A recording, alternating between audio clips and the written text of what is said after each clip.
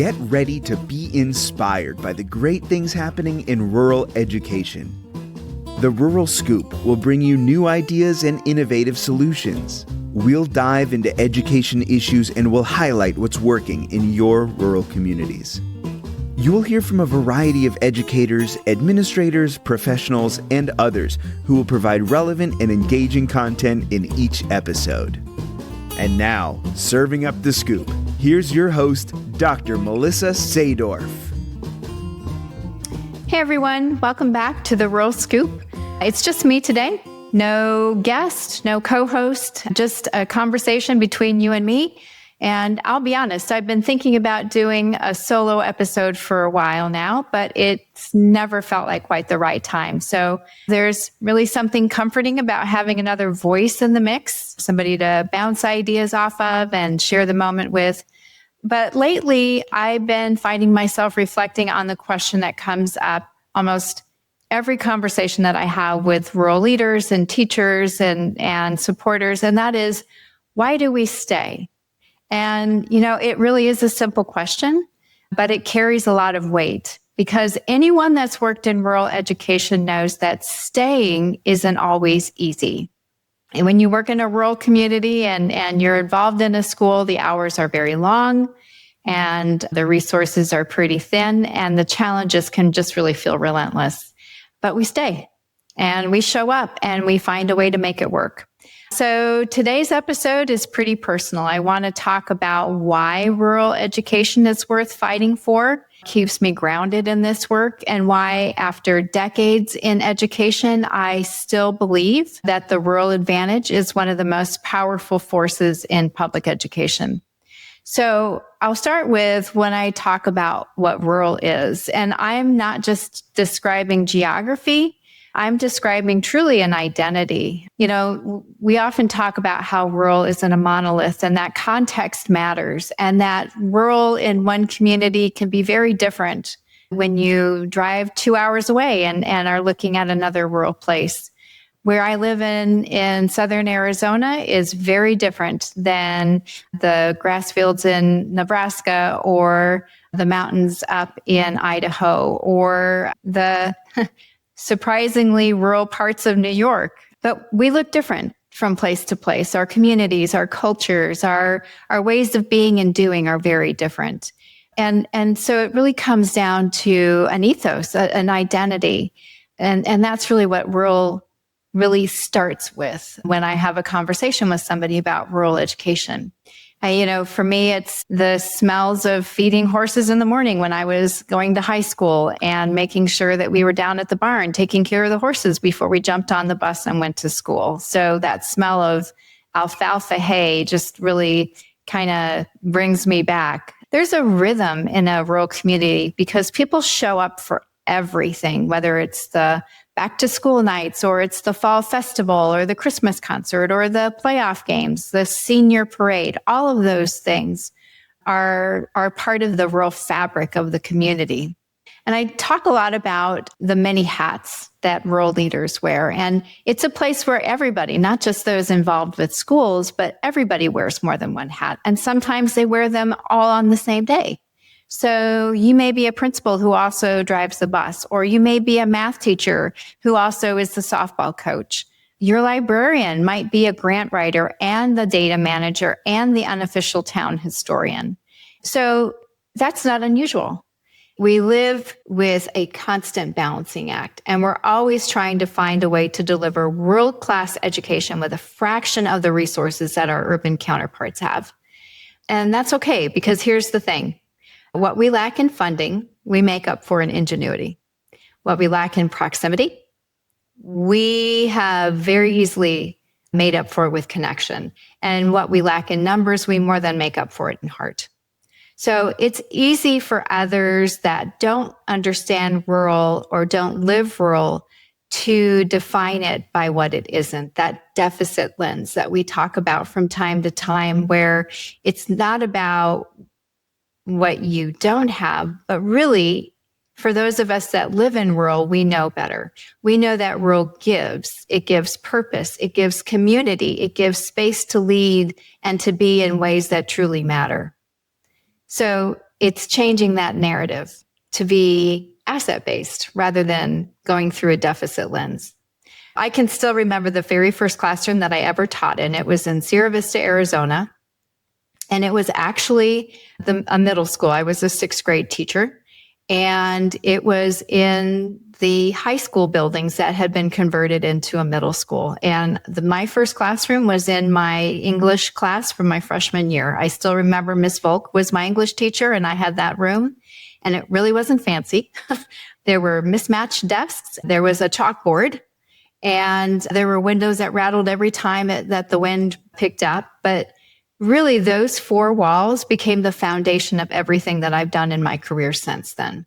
One afternoon, a parent stopped by my room after school, and her son was one of my students that had just been struggling. His behavior was non-informed. His attendance was not great. He lacked motivation, but we worked together to make sure that he got back on track because he was sure a smart guy.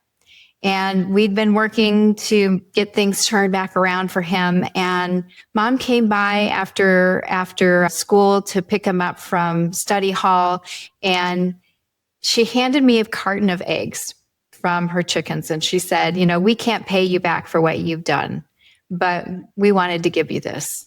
And that moment really stuck with me because it reminded me that rural education isn't transactional. It really is about relationships. We don't teach for paychecks. We really do teach for connection. And over the years, those connections have really shaped me more than any other leadership classes or books or things that I've gotten from conferences. Those connections have really shaped who I am as a leader. When I became a principal, I learned that leadership in a rural school isn't just about hierarchy and having the position. It really is about heart. And it's about knowing your people well enough to understand that when somebody needs a nudge, you give it to them. And sometimes they just need grace, and you give them that too. The lessons continued when I was a superintendent because the circle of connection really widens at that point. The decisions got bigger, of course, and the responsibilities are heavier too. But the heartbeat of that position stayed the same. It's community first, students first, always. And, people asked from time to time, are you planning on moving up to Phoenix and getting a job in a bigger urban community? And my answer was always no. I stayed in rural because it mattered. I mattered. The community mattered. Every decision, every challenge, every relationship that we developed reminded me that we are more than the size of the school. We're more than our zip code. We truly are, in rural education, the definition of resilience. Not the buzzword kind, but the kind that really is built on dirt roads and long days and shared hope that there's something for our kids no matter where they go from the time that they leave our doors. I think one of the most rewarding things about hosting the Rural Scoop has really been hearing how universal that truth really is. So I've talked with superintendents in tiny districts who wear 6 titles, 6 different hats, and they still drive a bus when they're short-staffed. And I've talked with teachers who are also on town councils, and they're food pantry volunteers, and they're coaches, and they're doing that all at the same time. And I've talked with principals who see leadership modeled in every direction because in rural places, you can't hide from the community. You are the community. There was a guest that I had, a superintendent from Illinois, who said something that really stuck with me. He said, we don't have everything, but we have each other. And that's enough for us to keep going. And to me, that really sums up the rural advantage. It's the ability to see potential where others see problems. It's the belief that together we'll find a way, even when we don't know how we're going to get there. And over the years, I've seen hundreds of versions of the same story. Different communities, different geographies, but really it's the same commitment to community. The heartbeat of the people who lead because they care, who stay because they belong, and who thrive because they refuse to give up on the kids that call rural places home. So what makes rural fighting for? It's not nostalgia. It's not, oh, the good old days. It's not being sentimental. It really is something deeper. It's really, truly a place where leadership is visible. Your community sees your actions every day. There's absolutely no hiding behind layers of bureaucracy like you can get in a larger system, because you are a leader when you're in the grocery store or when you're in the bleachers at the game or at church or the post office. And that kind of transparency, that kind of visibility really does keep us grounded, but it also keeps us accountable to the people that we're entrusted by to raise the next generation of community members. Rural is worth fighting for because it reminds us that leadership is human work. I had a professor when I was going through my doctoral work at Northern Arizona University who said, you do your people work while people are in the building, you do your paperwork after they leave. It's visible. You've got to be out there and you've got to be with people and doing that work of being human, connection, face to face, down in the trenches and knowing what's going on.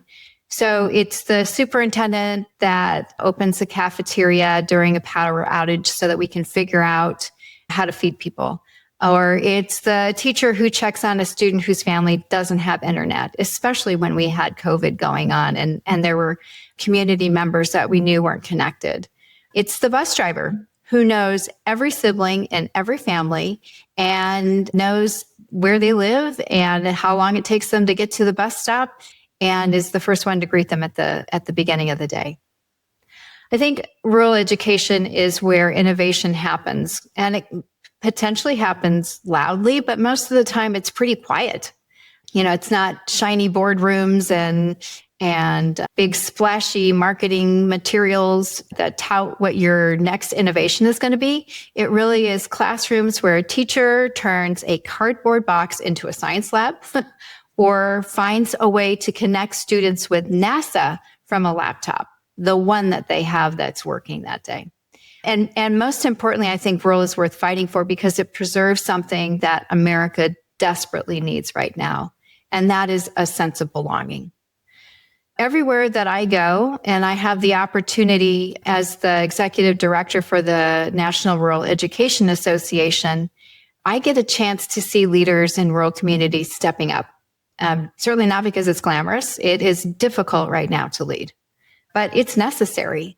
And to me, that's the purest form of leadership that there is. I've been fortunate to visit rural schools in a lot of different states, a lot of different places, obviously around Arizona, but also in California and in Illinois. And I'm excited to be able to see firsthand how these communities that I have yet to visit are adapting and innovating. You know, I'm hearing stories of innovation in terms of how do they use their resources to meet the needs of their students. So turning an unused bus into a mobile library, making sure that there's a group of teachers that get together and know that their first years or their novice teachers are struggling. So they build a mentorship program that pairs those novice teachers with their retirees and create an intergenerational network of support that really has changed the game for them in their rural school. It's about a town that uses an old school building to create housing for teachers because there is no housing in their local area, and they need to be able to pull those people into their community. So those things are quiet. They're not making national news, but really they should, because they're proof that rural schools are really laboratories of possibility, and they always have been. And that's the rural advantage too. We don't wait for permission to lead. We just do it. So if you're listening right now, whether you're a teacher or a counselor or a principal or a superintendent or a parent or a bus driver, I hope that you'll take a moment this week to reflect on your own why. Why did you choose this work? Why do you keep showing up for your rural community? Because rural education is not small work. It is foundational work. It's the kind that holds communities together and shapes the kinds of citizens that we hope that our children will become. In rural communities, you're not just teaching lessons, you are really creating a legacy. And legacy is what keeps our rural communities alive. So as I wrap up today, I want to say thank you. Thanks for staying. Thanks for believing, for doing the quiet and the unseen extraordinary work that makes rural education so special. Because rural isn't just where we work, it's who we are. And as long as we're going to keep showing up for our students and our communities and each other, I know that rural is going to keep thriving. And again, that's the rural advantage, because when we lead together, we thrive together. So thanks for spending some time with me today. I would love to hear your story. What keeps you in rural education? What is your school doing to make sure that it's being responsive to the needs of your students in your community? Share it with me on social or just drop a note through the Rural Scoop site. I'll feature a few listener stories in an upcoming episode because I think that we could all use a reminder that we are not alone in this work. So next week, I'll be back with another great guest, somebody who's living the rural advantage every single day. And until then, keep leading with heart, keep finding joy in the work, and never forget that what you do matters more than you'll ever know. So until next time, I'm Melissa Sadorf, and this is the Rural Scoop. Thanks so much for tuning in to the Rural Scoop. If you enjoyed this episode, be sure to rate, review, and subscribe. Your support helps us keep these important rural conversations going. And we'd love to hear from you, so feel free to leave a comment or share your thoughts. You can follow along and never miss a new release by subscribing on your favorite podcast platform or by following us on social. We're on YouTube at The Rural Scoop, Instagram at msadorf1, and X at msadorf03. The Rural Scoop is produced with support from Vela Educational Consultants. To learn more, visit velaconsultants.com. See you next time for more great discussions about rural education.